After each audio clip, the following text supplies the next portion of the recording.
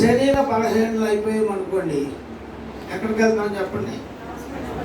హాస్పిటల్కైనా. నిజం ఒప్పుకున్నారు, అందులో దేవుని స్తోత్రం. హాస్పిటల్కి వెళ్తాం, కానీ దేవుని దగ్గరికి దేవుని బిడ్డలు వెళ్ళాలి. మొట్టమొదట అది మనము ఆ క్రమాన్ని మనం నేర్చుకోవాలి.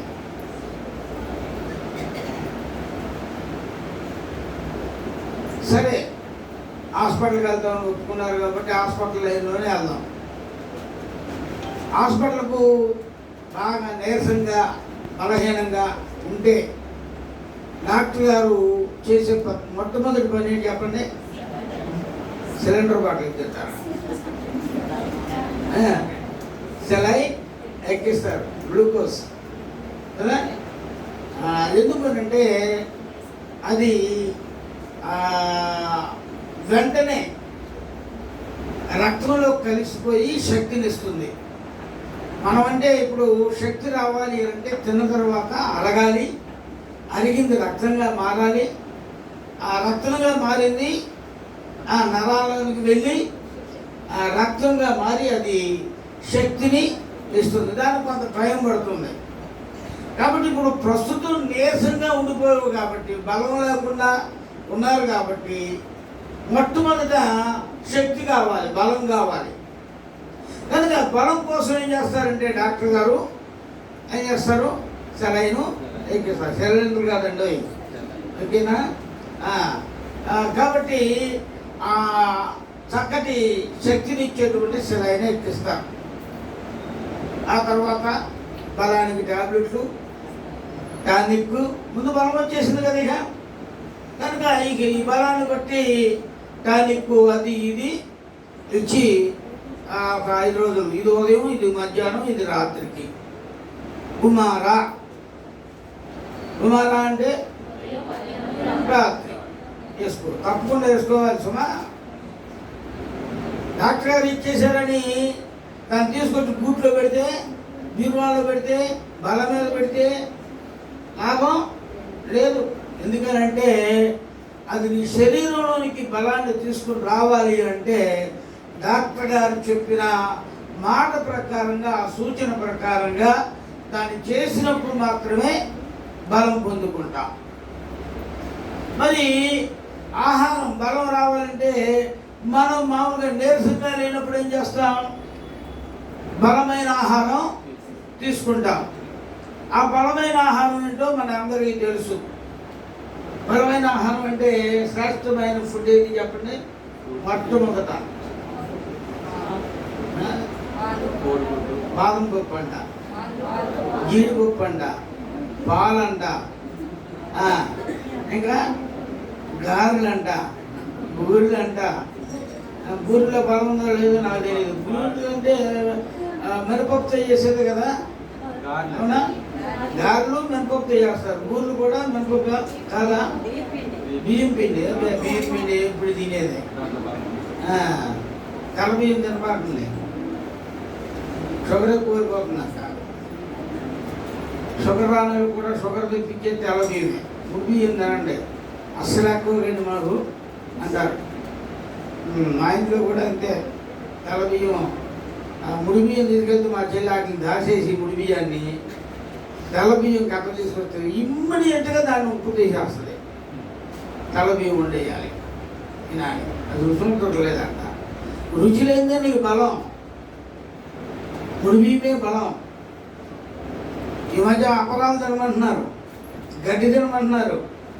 గడ్డి అంటే ఆకుకూరలు, ఇంకా వరిగడ్డి, గోధుమ పొట్టు తినమంటున్నారు, గోధుమ ఆకులు తినమంటున్నారు. కానీ గడ్డితో సమానం కదా పశువు తినే. పశువులు అటువంటి దీని బలమైన పాడుస్తున్నాయి. కనుక మరి బలమైనవి మనం తీసుకుంటూ ఉంటాం. శరీరానికి కావాల్సిన బలం పొందుకుంటాం, శక్తి పొందుకుంటాం. మరి ఆత్మీయంగా బలం పొందాలి అంటే ఏం తినాలి? ఏ గడ్డి తినాలి? వాక్యం తినాలి, ఆత్మీయ ఆహారం భుజించాలి. భోజనం చేయాలి వాక్యాన్ని. వాక్యం అనే జీవాహారంతో మన హృదయం నింపబడాలి. అందుకనే పరిశుద్ధ గ్రంథంలో బలాన్ని కూర్చున్నటువంటి విషయం. ఈరోజు నా అంశము బలము. ఏం చెప్పండి? బలం. అయితే కోరవ కుమారుడు మాట రాస్తూ ఉన్నారు. 84వ కీర్తన 5వ వచనంలో, నీ వలన బలమునందు మనుషులు ధన్యులు, యాత్ర చేయు మార్గములు వారికి అతి ప్రియములు. దేవుని ప్రియమైనటువంటి పిల్లరా, నీ వలన బలమునందు మనుషులు ధన్యులు. ఈ మాటలు చెప్పిన వారు కోరహు కుమారుడు. ఎవరు ధన్యులంట? ధనం కలిగిన వారు ధన్యులు కాదు. మరి ఆ సిరి సంపదలు కలిగిన వారు ధన్యులు కాదు. దేవుని వలన బలమిచ్చువాడు ఎవరు? దేవుడే. కనుక దేవుని వలన ఎవరైతే బలం పొందుతారో వారు ఆత్మీయతలో మొట్టమొదట స్థిరపరచబడతారు. ఎవరైతే దేవుని వాక్యం చేత స్థిరపరచబడతారో వారు ఆత్మలో బలము కలిగినటువంటి వ్యక్తులుగా ఉంటారు. కనుక మరి మన ఆత్మకు బలము అవసరం. అందుని బట్టి శారీరకంగా మనము కానీ మన పిల్లలు కానీ బలహీనంగా ఉంటే ఏ తల్లిదండ్రులు కూడా ఇష్టపడరు. బలహీనంగా ఉంటే నిన్న వాట్సాప్లో ఒక చంటి బిడ్డను చూశాను. అంటే ఒక 10 సంవత్సరాలు ఉంటాయి. కుడి చెయ్యి లేదు, 2 కాళ్ళు లేవు, ఒక చెయ్యి ఉంది. కానీ ఆ ఒక్క చెయ్యి కూడా హ్యాండిక్రాఫ్ట్గా ఉంది. ఆ పాప ఎంత చలాకీగా చురుగ్గా ఉందంటే చాలా చురుగ్గా ఉంది.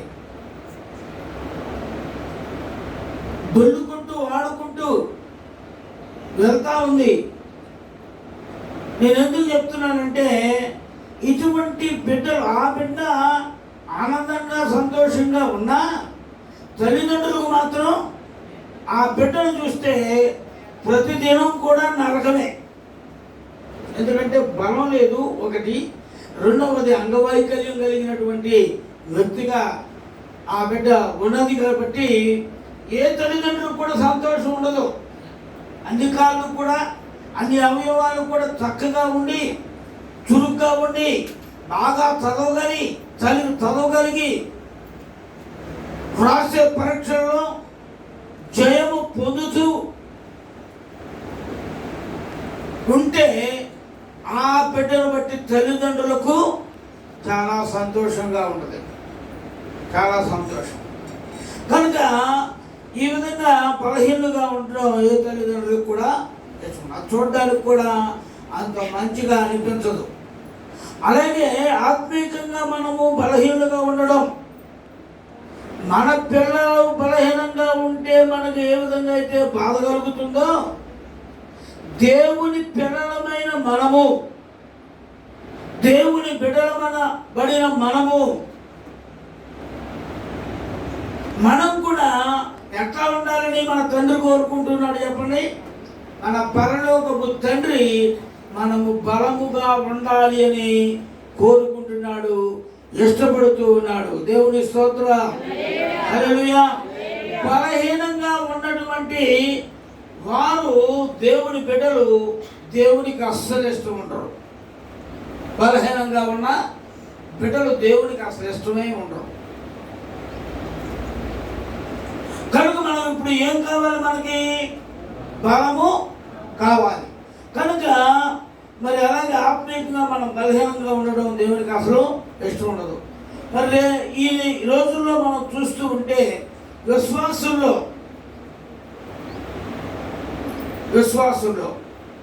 మనం అంటే విశ్వాసుల్లో అటువంటి బలహీనతలు చాలా ఉన్నాయి. సంఘంలో ఉన్నాయన్నారా? వాళ్ళని చూస్తే అసూయ, ద్వేషం, పొచ్చుకోలేకపోవటం,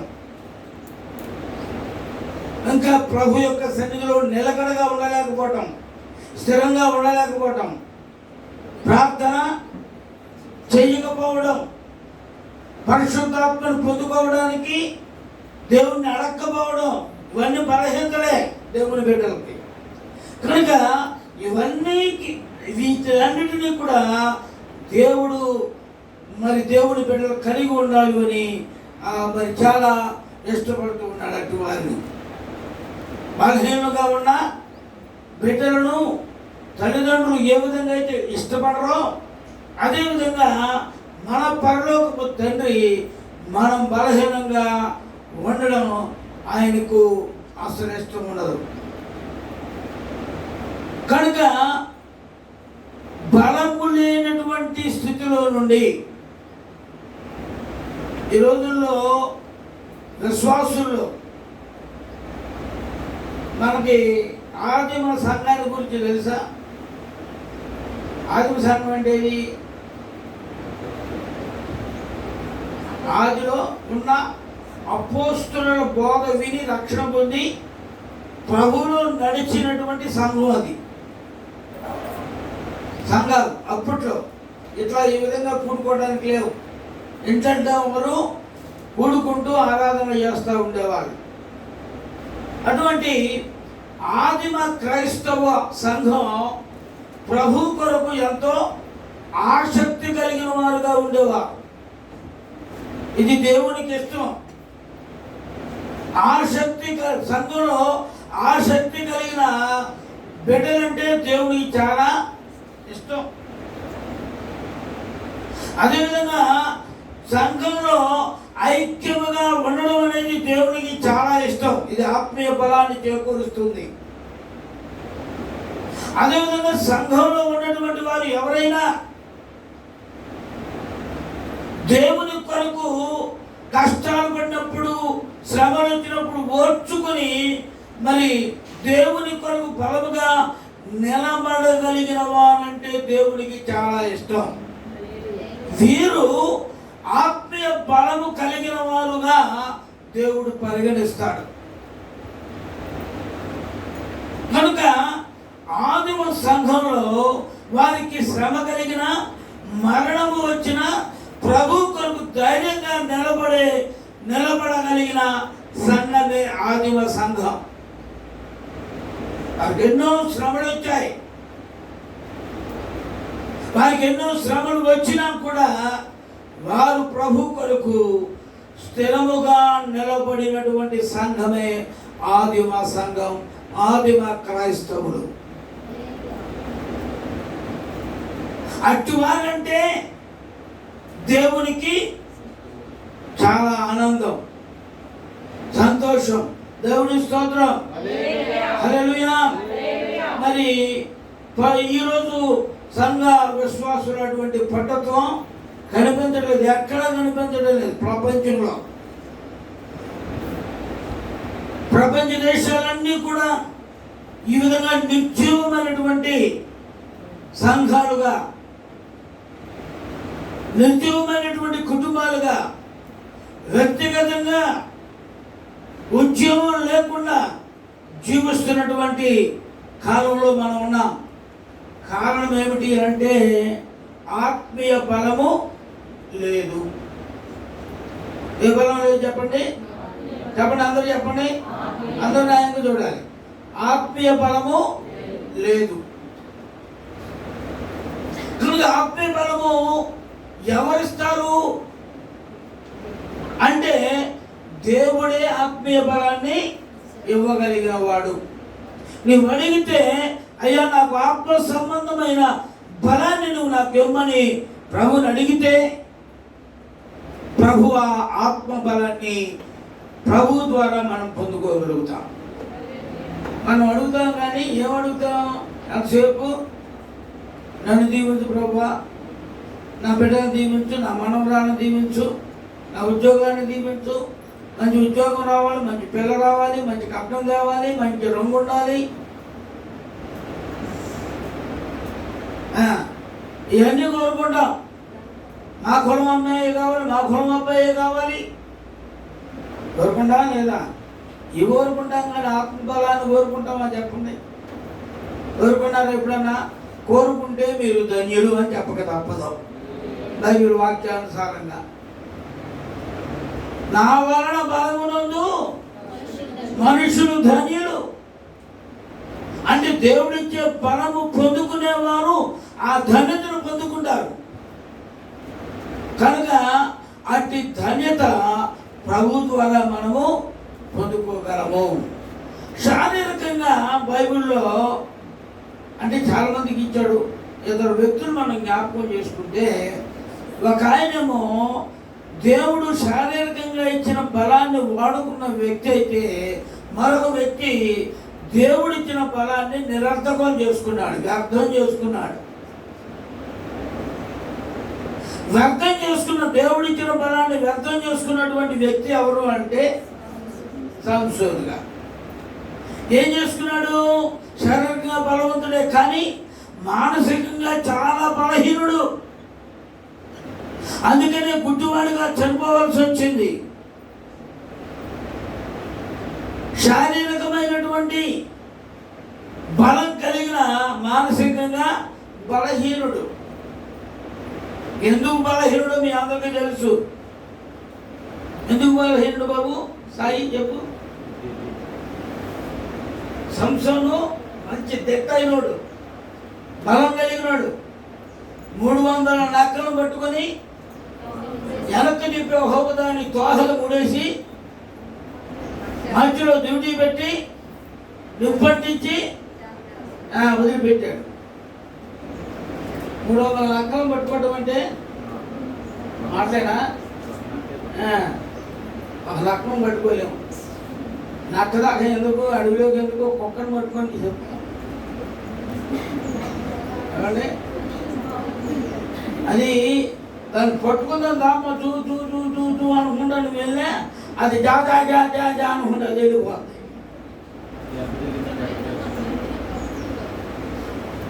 గట్టిగా దొరుకు నాకు అన్నాడు అనుకో, అంటది కదా, భయపెట్టింది. మనం కూడా ఆత్మలో బలహీనంగా ఎప్పుడైతే ఉంటామో అపవాదిగాడు మన మీద దాడి చేయడానికి చూస్తాడు. శారీరకంగా బలహీనమైన పర్వాలేదు కానీ దేవుని ఇష్టం ఏంటంటే మనం ఆత్మలో బలము కలిగిన వారుగా ఉంటే బలమైన కార్యములు దేవుని ద్వారా మనం చూడగలుగుతాం. దేవుని స్తోత్రం, హల్లెలూయా. కనుక మరి బలవంతుడైనటువంటి ఆ బలవంతుడైన సంసోను అంత బలం కలిగిన వాడు బలహీనుడైపోయాడు. ఒక విషయంలో, ఒక స్త్రీ విషయంలో మానసికంగా బాధ అనుభవిస్తూ ఉన్నాడు. కళ్ళు పీకేశారు, గానుగు తిప్పించారు. కారణం నుండి శరీర బలహీనత, మానసికమైనటువంటి బలహీనత ఏర్పడింది ఆయనకి. దేవుళ్ళో తప్పేం లేదండి. ఏమన్నా ఉందంటారు చెప్పండి? దేవుడు బలవంతుడుగానే చేశాడు, శక్తివంతుడుగానే చేశాడు. మనల్ని కూడా దేవుడు మొట్టమొదట అన్ని అవయవాలు కలిగిన వారు ఉన్నాం ఇక్కడ. దేవుడు కృపకే వందనాలు చెల్లిస్తున్నా. దేవుడి స్తోత్రం. ఎవరికైనా అవయవ లోపాలు ఉన్నాయో చెప్పండి. ఎవరికైనా సరే, ఎవరికి లేవు, అన్నీ ఉన్నాయి. అన్నీ ఉండేటానంటే ఒకసారి ఎవరితో అవయవంతో దేవుడు మహింపడుతున్న 10 సార్లు 2 చేతులు పైకి ఎత్తండి. నేను 10 లెక్క పెడతాను అట్టాయి చెప్పాలి. 1 ఇదేంటి అంతకుముందు ఎత్తుతారు అంటున్నారు. 1 2 3 4 5 6 7 7 7 8 9 9 9. స్తోత్రం చెప్పండి అట్టాగా దేవుడికి. దేవుని స్తోత్రం. కనుక ఆ శరీర బలహీనత కలిగిన వాడు గుడ్డివాడుగా చనిపోవలసి వచ్చింది. మనం కూడా ఆత్మలో బలహీనులమైనప్పుడు, మనము ఆత్మ బలహీనత కలిగినప్పుడు మన మీద దాడి చేయడానికి ఒకడు వస్తాడు. వాడు పేరే అపవాది. కనుక మన మీద దాడి చేయకుండా దేవుని దర్శనాలు పొందుకొని ప్రార్థనాత్మతో నింపబడి దేవుని బలము చేత నింపబడిన ఆ ధన్యతను మనం పొందుకొని ఉంటే, ఆ ధన్యతను బట్టి ప్రభు మనకేం చేస్తాడట? బలాన్ని అనుగ్రహిస్తాడు. లేకపోతే మనల్ని సంసోనుని ఏ విధంగా మానసికంగా బలహీనపడిన సంసోనును గుడ్డివాడిగా చేసి ప్రాణం పోగొట్టుకున్నాడు, అపవాది కూడా మన ఆత్మీయ జీవితంలో క్షీణింపజేసి మన ప్రాణాలను తీసేవాడు అపవాది. మనకు ప్రాణానికి జీవం పోసేవాడు మన ప్రభు అయిన యేసుక్రీస్తు ఒక్కడు మాత్రమే. ప్రభు యొక్క ఉద్దేశం ఏంటో తెలుసు, నువ్వు బలంగా ఉండాలి, ప్రభు జీవాన్ని నువ్వు పొందుకోవాలి. ప్రభు జీవాన్ని నువ్వు పొందుకోవాలంటే ప్రభు యొక్క జీవాహారాన్ని ప్రతిరోజు కూడా నువ్వు భుజించాలి. అది నీ ఆత్మకు బలం, అది నీ ఆత్మకు శక్తినిస్తుంది. కృంగిన వేళ అది నిన్ను లేవనెత్తుతుంది.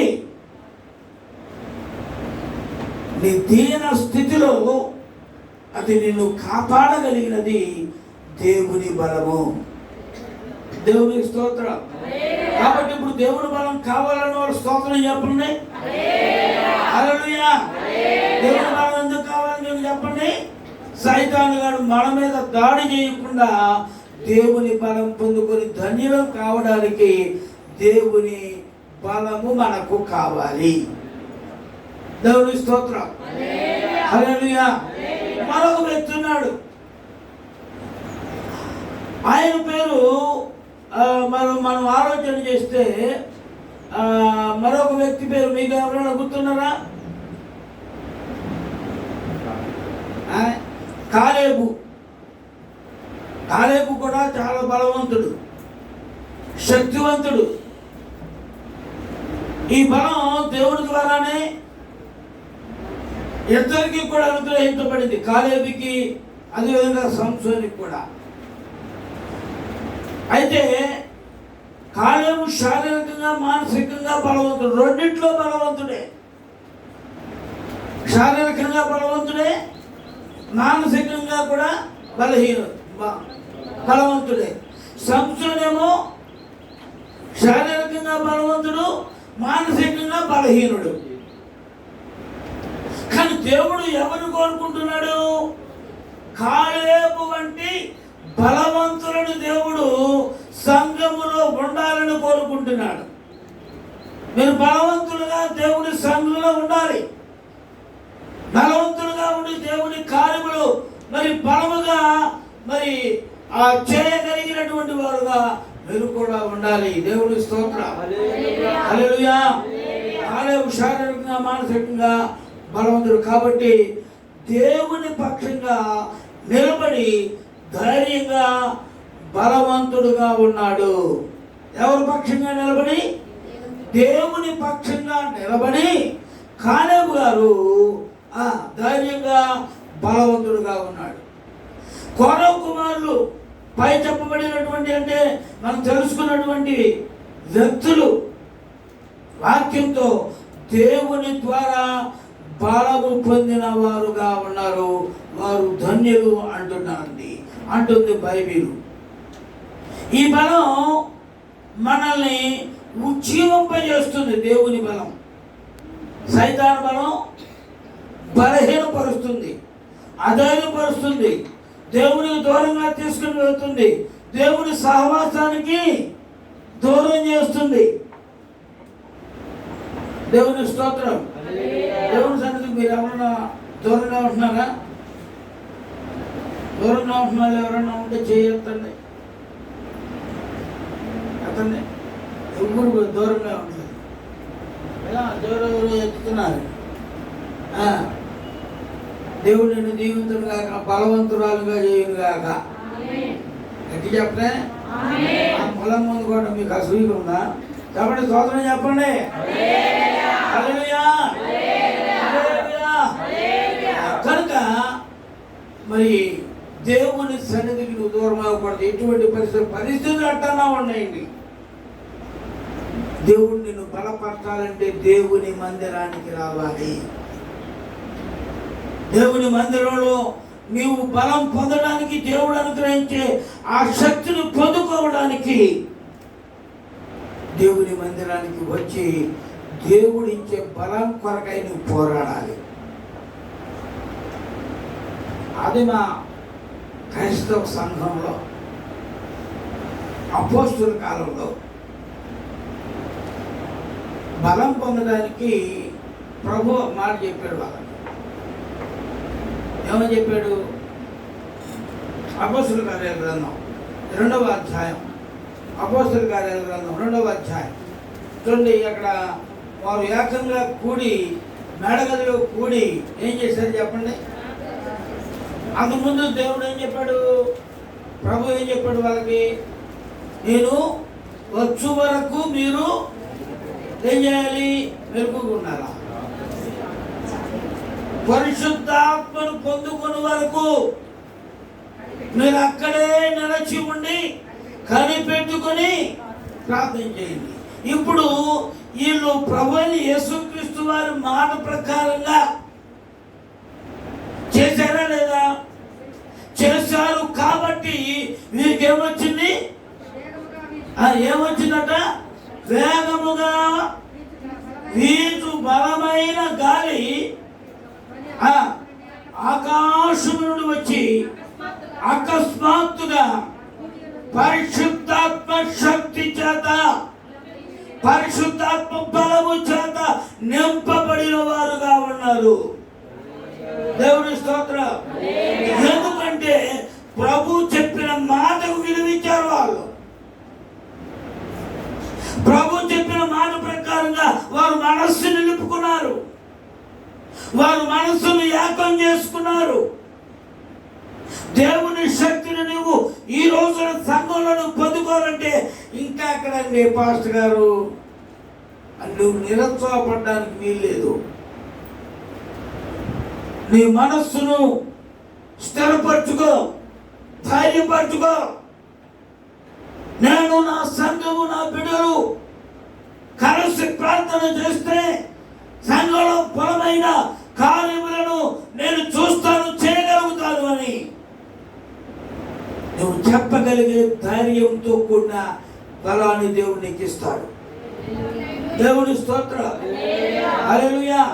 ఏది మనకు ఐక్యత? ఏది?